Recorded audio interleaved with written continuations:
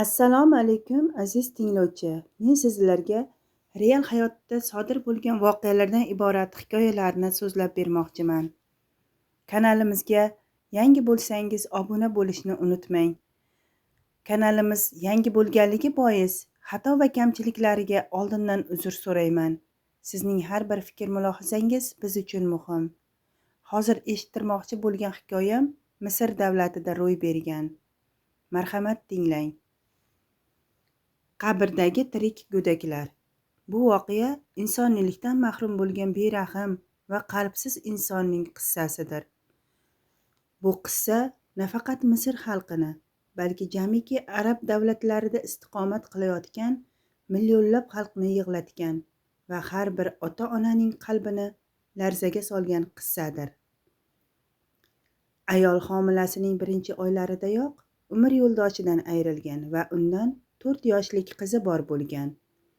Vaqti soati yaqinlashgan sari ayol tug'ish jarayonida o'lim farishtasi kelib, uning jonini olishini his etar edi. Shundan so'ng u akasidan agar vafot etgudek bo'lsa, qiziga va tug'ilajak go'dagiga o'zi g'amxo'rlik qilishini tayinlaydi.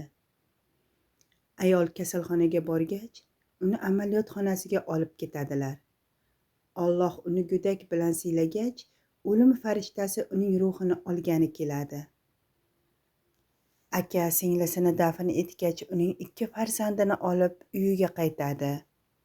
Akaning ayoli bolalarni ko'rgach eriga yo o'zi yoki singlisining farzandlari bu uyda qolishini aytib qichqira ketadi. Chorasiz qolgan tog'a bolalarni olib tunda qabriston tomon yo'l oladi. Singlisini qabrini ochib, go'dakni qabrga qo'yadi.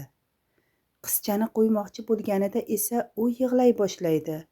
Shunda tog'a unga shaqildoqli o'yinchoqni tutqazib, agar chaqaloq yig'laguday bo'lsa, mana bu o'yinchog'i bilan uni o'ynatgin. Men esa senga har kuni ovqat olib kelaman, deb qabrni yopib jo'nab ketadi. Ertasiga ertalab mozor yonidan o'tib ketayotsa, qabr ichidan o'yinchoqning shaqirlagan ovozini eshitib, qo'rqqanidan tezda o'tib ketadi. Boshqa safar o'tib ketayotsa, yana xuddi shunday shaqirlagan ovoz eshitishi bilanoq tezda qo'rqqanidan yugurib qochib ketadi. Berahm tog'a bu qabr ichida nima bo'layotgan ekan deb o'ylasa hamki, u yerga ancha vaqtgacha bormay qo'yadi. Oradan 15 kun o'tgach, o'zi bilan bir qancha odamlarni to'plab, ovozni eshitish uchun u yerga qaytib boradi. Odamlar ham u bilan qabr tomon yo'l oladilar. Ular chindan ham u yerda shaqirlagan ovozni eshitishlari bilanoq qabrni ochib qarasalar, u yerda badanni zirqiratib yuboradigan darajadagi holatning guvohi bo'ladilar. Qizaloq va go'dak ona jussasi yonida tirik o'tirar edilar.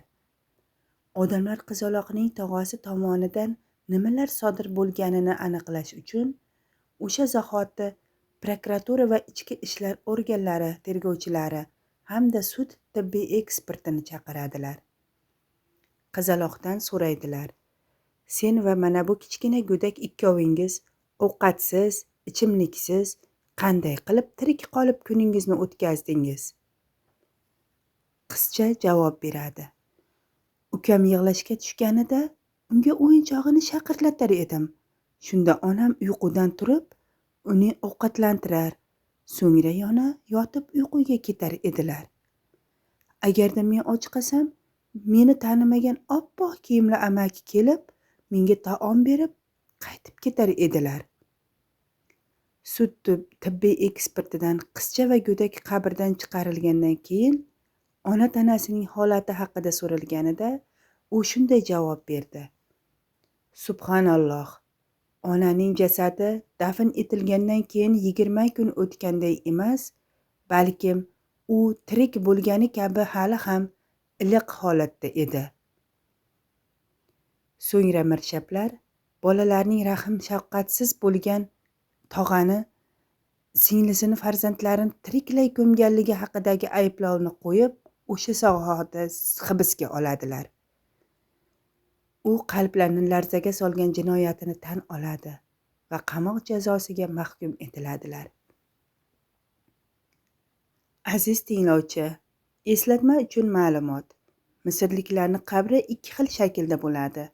Biri oddiy qazilgan qabr bo'lsa, yana biri yer ostida pasqam etib qurilgan xonachalardir.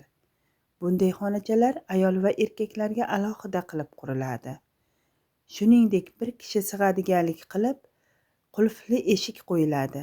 Yangi mayit qo'yiladigan bo'lsa, eshikni kalit bilan ochib, zinapoyadan tushadilar-da jasadni eski mayitlar bilan yonma-yon qo'yaveradilar.